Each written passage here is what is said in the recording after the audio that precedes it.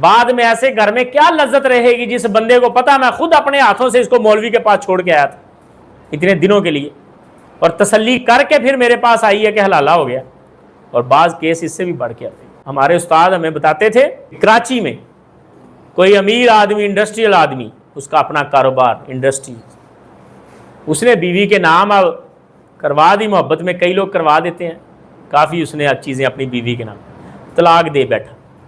اب پریشان ہے کہ رجوع کے بغیر گزارا نہیں، بیوی تو لے جائے گی ساری جائیداد، کوئی صورت نکال رہا ہے واپسی کی، کسی مول صاحب کے پاس گیا، انہوں نے کہا جی حلالہ ہوگا، کہتا ٹھیک ہے جو مرضی کرو، میرے پاس واپس بھیجو اسے، میری جائیداد نہیں جانی چاہیے۔ انہوں نے کہا جی ٹھیک ہے حلالہ ہوگا، مولوی صاحب اویلیبل ہے ہمارے پاس، لے کے آؤ جی، سانڈ کو لے کے آؤ۔ مولوی صاحب کے پاس انہیں چھوڑ دیا جو بھی ان کا پروسیس تھا۔ اب اس عورت بیچاری کہ دل پہ چوٹ لگی ہوئی تھی، ظاہر ہے خامد نے طلاق دیا، غصہ ہے، ویسے بھی ہو سکتا ہے مولوی سے امپریس ہو گئی ہو، اس کے نیکی تقوی سے ہو گئی ہو، اس کے اخلاق سے ہو گئی ہو، اس کی خوبصورتی سے ہو گئی ہو، مالدار بندہ نہ ٹائم دیتا ہو یا جو بھی معاملات ہیں، وہ اس سے امپریس ہوگی مولوی سے۔ اب جب وقت پورا ہوا، مدت پوری ہوئی،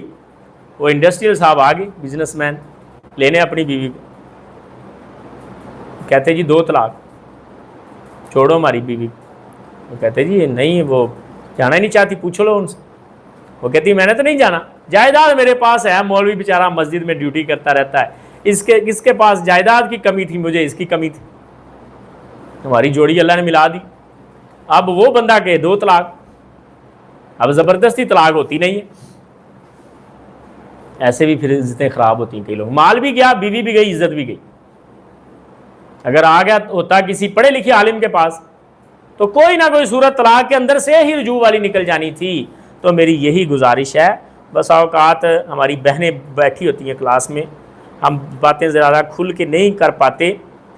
آپ کے احترام میں بہنوں کی عزت اور احترام کو، حیا کو مد نظر رکھتے ہوئے، لیکن یہ چیزیں ضروری ہیں بتانی۔ معاشرے کے اندر گند اتنا پھیلا ہے، یہ ہمارے اسٹوڈنٹ کل ان کو بھی نکلنا ہے معاشرے میں، تو ان کو ان چیزوں کا پتہ نہ چاہیے، آپ کو بھی پتہ نہ چاہیے۔ یہ ساری وہ خرابیاں ہیں جو معاشرے میں پھیلی ہوئی، دین اسلام ان کو ختم کرنا چاہتا ہے اور دین اسلام ان کو پروموٹ نہیں کرتا، اور حلالے کا کنسپٹ اسلام میں نہیں ہے۔